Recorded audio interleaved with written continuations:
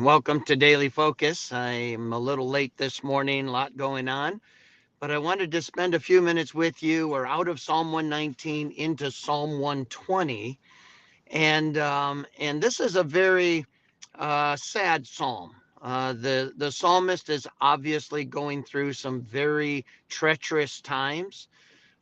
He is being lied about. Maybe one of the most frustrating things in leadership sometimes is when you say something and somebody twists it around to make it seem like it's something else or to mean something else or to make you say something you never did intend to say or to use your words and communicate something that is totally different than what you were trying to communicate. And that's kind of the idea that's going on here in this psalm.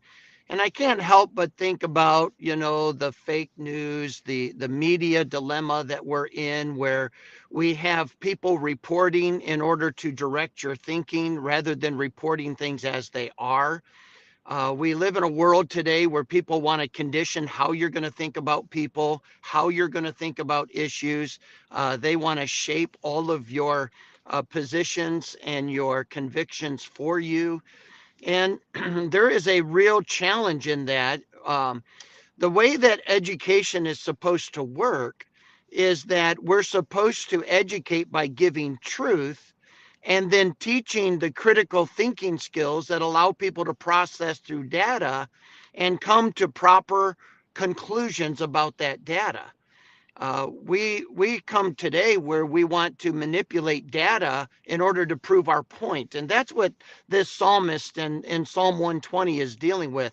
I'm not going to be able to read the psalm to you, so I encourage you to go do it. It's a short psalm, but he cries unto the Lord and he says, "And I know you heard my prayer." He said, "But you are going to need to deliver me from the lying tongue. You're going to have to deliver me from the false witness." And he asked the question, how long is it going to take before you deal with this false witness, this false tongue?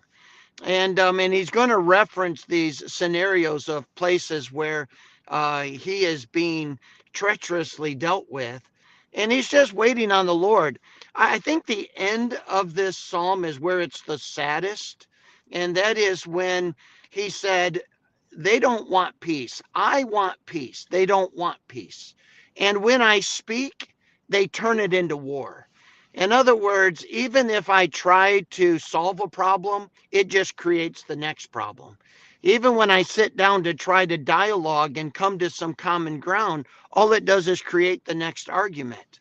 I can't help but think over 31 years of counseling in the ministry that this has happened in marriages, it's happened between siblings, it's happened between parents and children, it's happened between church members, it's happened between coworkers. These are things that happens when people want their way rather than wanting God to be glorified. And I think the one takeaway here is deliver me, O God, from myself, from the tendency to want to be right, the tendency to want people to agree with me, the tendency to want people to line themselves with my convictions, but rather deliver me from their intents to misrepresent me or to destroy me, but also help me to think right and to keep my mind and my eyes on you and never stop pursuing peace. Even if I have to walk away from somebody or separate from somebody who wants nothing to do with peace, they just simply want a problem, give me the wisdom to know how to handle that.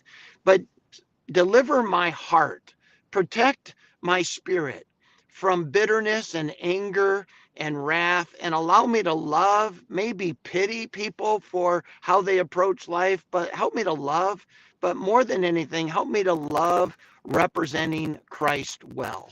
And so it's kind of a discouraging psalm, and I'm trying to bring some positives out of it. And it's simply this: I don't get to make anybody else's decisions, but I do make all of mine. And so, regardless of what they're doing, I can ask God to deal with those who are doing wrong. But beg God to help me do what's right, even while they're doing wrong.